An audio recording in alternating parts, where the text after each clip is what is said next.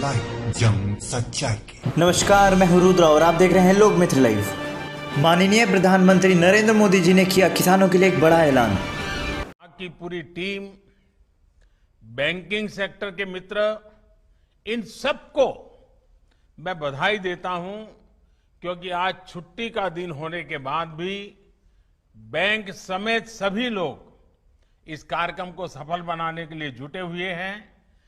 और मुझे खुशी है कि कृषि मंत्रालय ने आज का रविवार होने के बाद भी जो दिवस पसंद किया है, और उसका कारण बहुत महत्वपूर्ण है, बहुत बड़ा प्रेरक है। आज हल षष्ठी है। हम किसान भाई बहन बहुत भली तरह जानते हैं कि आज हल षष्ठी है, भगवान बलराम जी की जयंती है, और किसान भगवान बलराम को पूजता है। हल की पूजा करके ही अपने कारोबार को चलाता है। तो ऐसा एक पवित्र दिवस आज एक बहुत बड़ी योजना लेकर के आए हैं। मैं सभी देशवासियों को, विशेष तौर पर मेरे किसान भाइयों बहनों को हल छठ की और दाऊ जन्मोत्सव की बहुत बहुत शुभकामनाएं देता हूं। इस बेहतर पावन अवसर पर देश में कृषि से जुड़ी सुविधाएं तैयार करने के लिए 1,00,000 करोड़ रुपए का विशेष फंड लॉन्च किया गया है। आज के पवित्र दिन पर लॉन्च किया गया है। इससे गांवों गांवों में बेहतर भंडारण, आधुनिक कोल्ड स्टोरेज की चेन तैयार करने में मदद मिलेगी, और गांव में रोजगार के अनेक अवसर तैयार होंगे। इसके साथ साथ 8.5 करोड़ किसान परिवारों के खाते में पलक झपकते, आपने देखा होगा, स्विच ऑन किया और पीएम किसान सम्मान निधि के 17,000 करोड़ रुपए सीधे सीधे 8.5 करोड़ किसानों के खाते में जमा हो गए। कोई बिचौलिया नहीं, कोई कमीशन नहीं, सीधा सीधा किसान के पास चला गया। संतोष इस बात का है कि इस योजना का जो लक्ष्य था, वो लक्ष्य हासिल हो रहा है। हर किसान परिवार तक सीधी मदद पहुंचे और जरूरत के समय पहुंचे, इस उद्देश्य में ये योजना सफल रही है। बीते 1.5 साल में इस योजना के माध्यम से 75,000 करोड़ रुपए सीधे किसानों के बैंक खाते में जमा हो चुके हैं। इसमें से 22,000 करोड़ रुपए था कोरोना के कारण लगे लॉकडाउन के दौरान किसानों तक पहुंचाए गए हैं।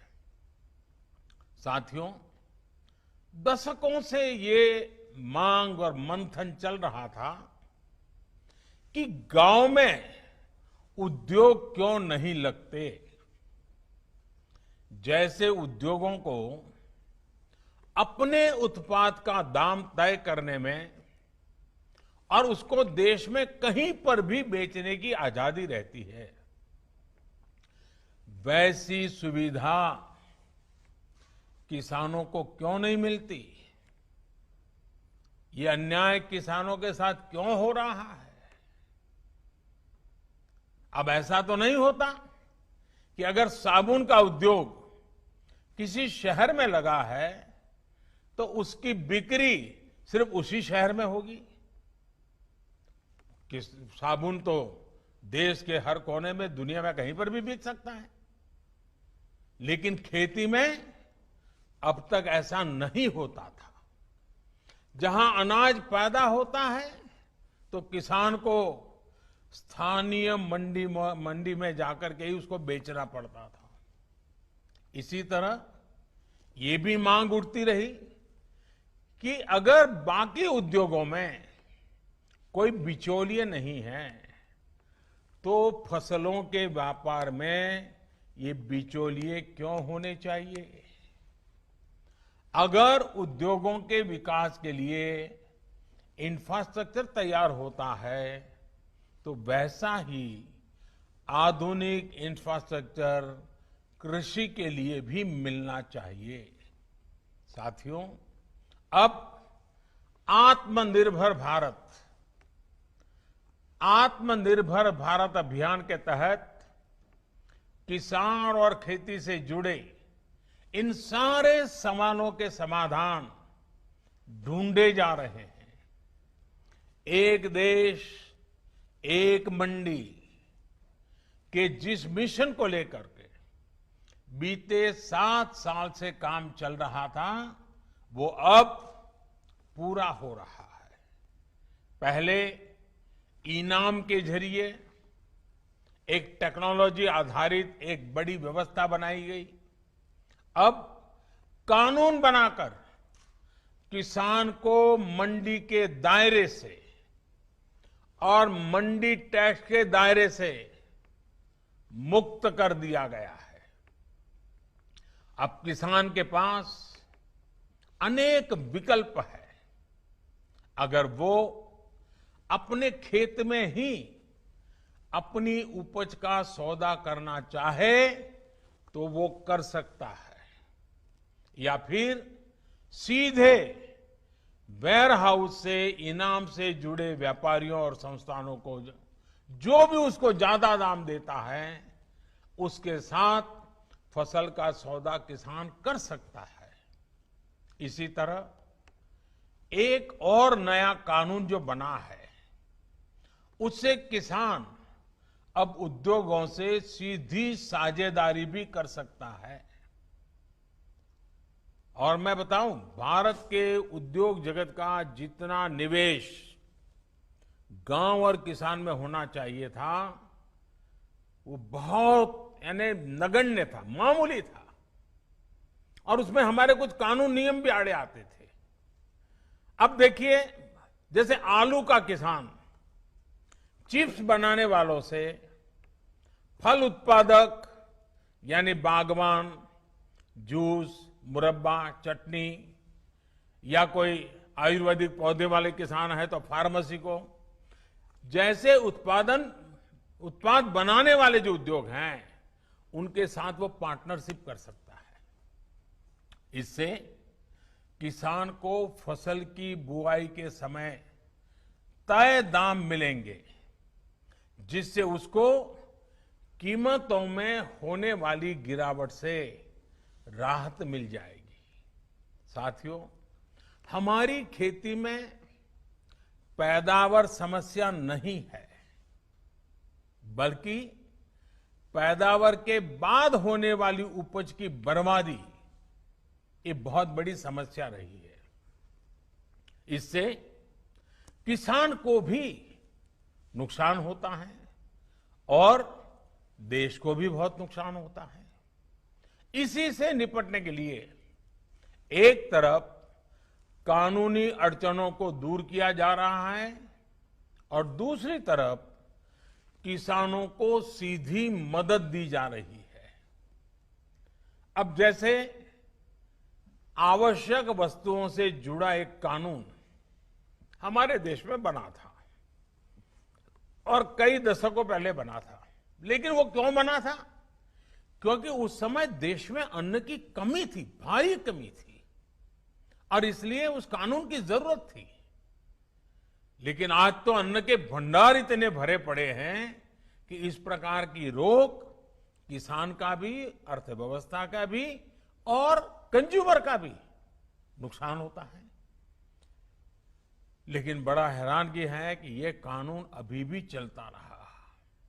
जब हम दुनिया के दूसरे बड़े अन्न उत्पादक बन चुके हैं तब इस कानून की कोई जरूरत नहीं है। गांव में अगर अच्छे गोदाम नहीं बन पाए, कृषि आधारित उद्योगों को अगर प्रोत्साहन नहीं मिल पाया तो उसका एक बड़ा कारण ये कानून स्वयं में एक बहुत बड़ा रुकावट था। और इस कानून में ये भी एक दुर्भाग्य रहा कि इस कानून का उपयोग से ज्यादा बाबुओं ने उसका दुरुपयोग किया। इससे देश के व्यापारियों को, निवेशकों को, उनको डराने का काम ज्यादा हुआ। अब इस डर के तंत्र से भी कृषि से जुड़े व्यापार को मुक्त कर दिया गया है। इसके बाद अब व्यापारी, कारोबारी गांवों में स्टोरेज बनाने में और दूसरी व्यवस्थाएं तैयार करने के लिए आगे आ सकते हैं। साथियों, आज जो एग्रीकल्चर इंफ्रास्ट्रक्चर फंड लॉन्च किया गया है, इससे किसान अपने स्तर पर भी गांवों में भंडारण की आधुनिक सुविधाएं बना पाएंगे। इस योजना से गांव में किसानों के समूहों को, किसान समितियों को, एफपीओ उनको वेयर हाउस बनाने के लिए, कोल्ड स्टोरेज बनाने के लिए, फूड प्रोसेसिंग के जुड़े उद्योग लगाने के लिए 1 लाख करोड़ रुपए की मदद मिलेगी। 1 लाख करोड़ रुपया इस काम को गति देने के लिए बहुत बड़ी ताकत है। ये जो धन किसानों को उद्यमी बनाने के लिए उपलब्ध कराया जाएगा और उस पर 3% ब्याज की छूट भी मिलेगी। थोड़ी देर पहले ऐसे ही कुछ किसान संघों से मेरी चर्चा हुई अभी, जो सालों से इस किसानों की मदद कर रहे हैं, संगठन बना करके कुछ न कुछ नई नई कल्पनाएं के साथ आगे बढ़ रहे हैं। इस नए फंड से देश भर में ऐसा काम करने वाले संगठनों को बहुत बड़ी ताकत मिलेगी, बहुत बड़ी मदद मिलेगी। साथियों, इस आधुनिक इंफ्रास्ट्रक्चर से कृषि आधारित उद्योग लगाने में एक बहुत बड़ा बदलाव आएगा और बहुत बड़ी गति आएगी। आत्मनिर्भर भारत अभियान के तहत हर जिले में मशहूर उत्पादकों के साथ देश और दुनिया के मार्केट तक पहुंचाने के लिए एक बड़ी योजना बनाई गई है। इसके तहत देश के अलग अलग जिलों में गांव के पास ही कृषि उद्योगों के क्लस्टर बनाए जा रहे हैं। साथियों, अब हम उस स्थिति की तरफ बढ़ रहे हैं जहां गांव के कृषि उद्योगों से फूड आधारित उत्पाद शहर जाएंगे और शहरों से दूसरा औद्योगिक सामान बनकर गांव पहुंचेगा। यानी ये 2 वे चलेगा और यही तो आत्मनिर्भर भारत अभियान का संकल्प है और जिसके लिए हम सबको मिलकर के एक नए तरीके से, नई सोच के साथ, नए संकल्प के साथ काम करना है। अब सवाल ये उठता है कि जो कृषि आधारित उद्योग लगने वाले हैं, उनको कौन चलाएगा? इसमें भी ज्यादा हिस्सेदारी हमारे छोटे किसानों के बड़े बड़े समूह, जिनको हम एफपीओ कह रहे हैं या फिर हम उसको किसान उत्पादक संघ कह रहे हैं, इन्हीं के द्वारा होने वाली है। और इसके लिए बीते 7 साल से एफपीओ किसान उत्पादक समूह इसका एक बड़ा नेटवर्क बनाने का अभियान चलाया है। आने वाले सालों में ऐसे 10,000 नए एफपीओ किसान उत्पादक समूह पूरे देश में बने, इस पर सभी राज्यों के साथ मिलकर के काम को आगे बढ़ाने पर बल दिया जा रहा है। साथियों, एक तरफ एफपीओ के नेटवर्क पर काम चल रहा है, तो दूसरी तरफ खेती से जुड़े स्टार्टअप्स को प्रोत्साहित किया जा रहा है। अभी तक लगभग 350 कृषि स्टार्टअप्स को मदद दी जा रही है। ये startups food, particularly food processing से जुड़े हैं, artificial intelligence, internet of things, खेती से जुड़े स्मार्ट उपकरणों के निर्माण और रिन्यूएबल एनर्जी से जुड़े हैं।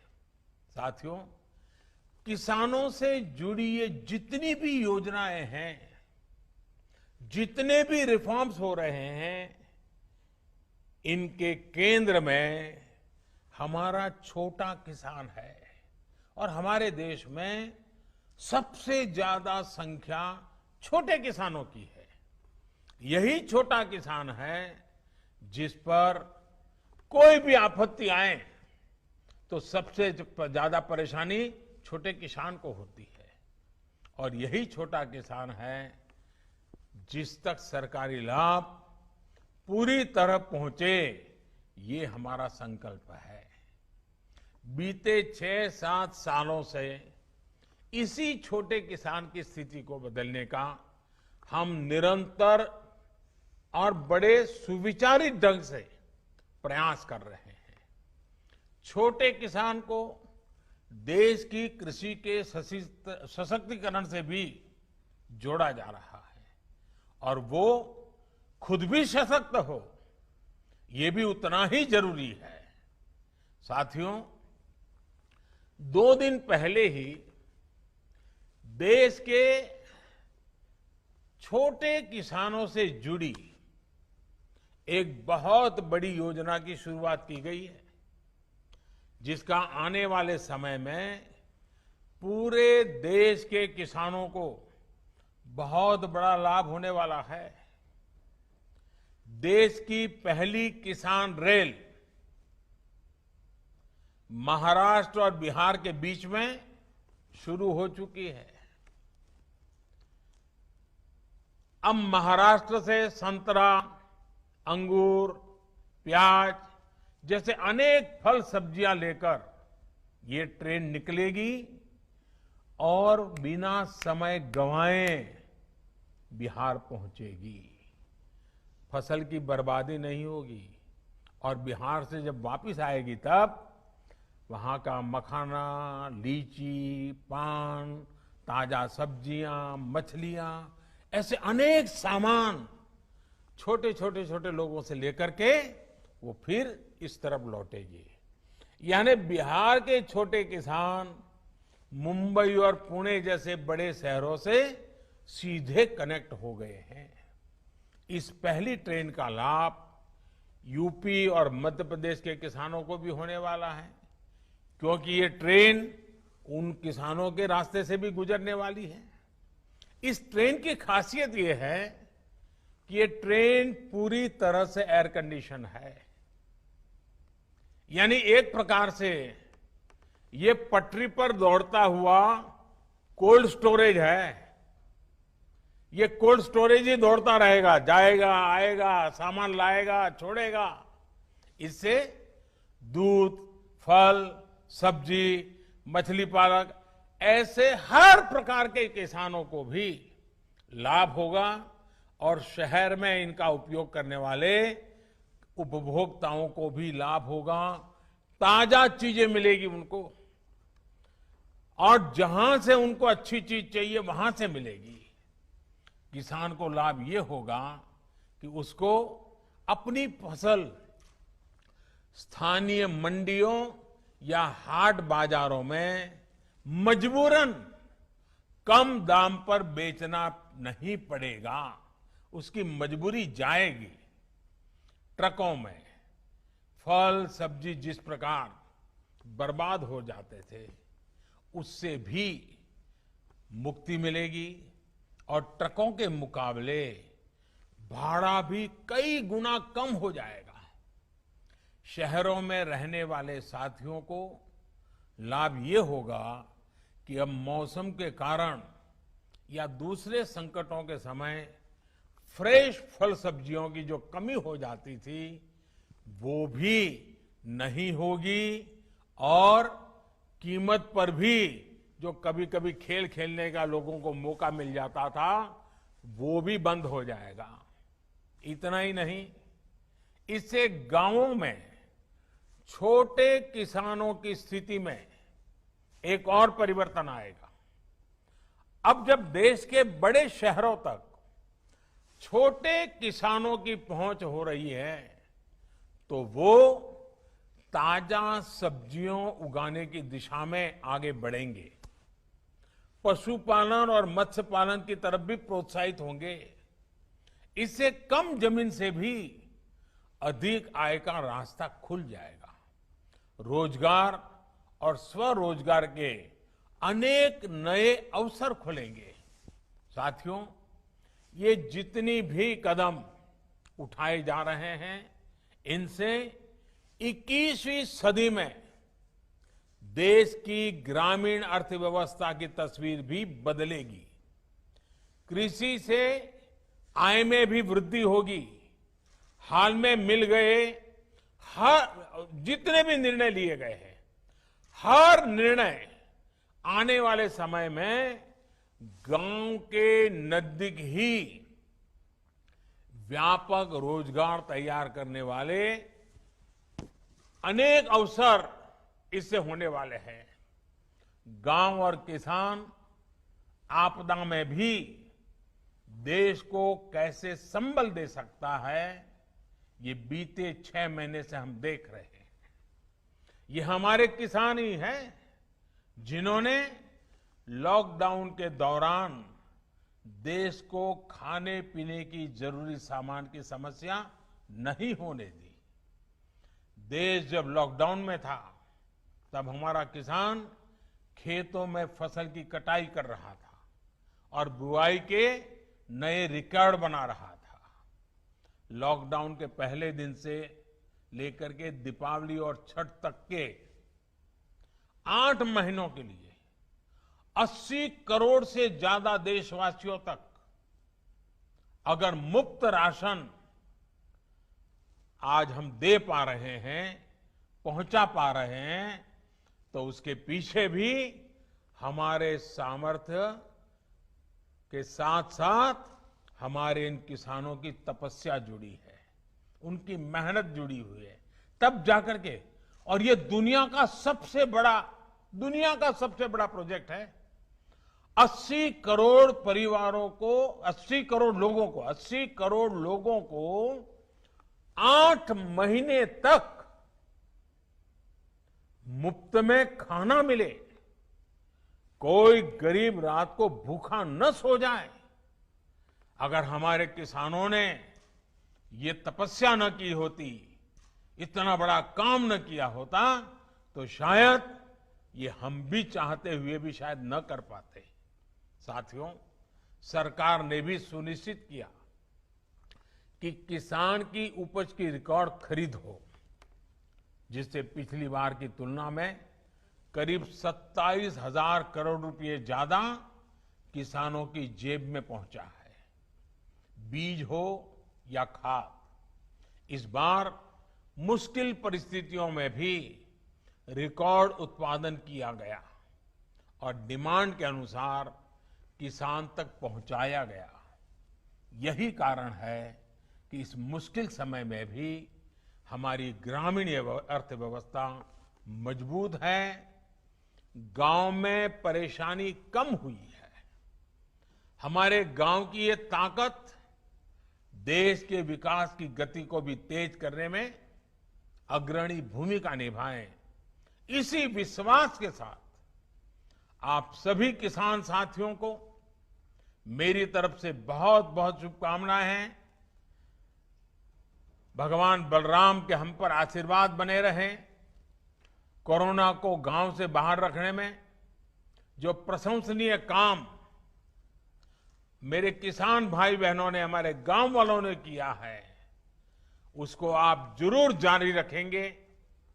2 गज की दूरी और मास्क है जरूरी, ये मंत्र पर अमल करते रहें, सतर्क रहें, सुरक्षित रहें। भगवान बलराम के आशीर्वाद सदा सर्वदा आप पर बना रहे, इसी शुभकामना के साथ सभी मेरे देश के किसान भाइयों बहनों का मैं हृदय से बहुत बहुत आभार व्यक्त करता हूं। धन्यवाद।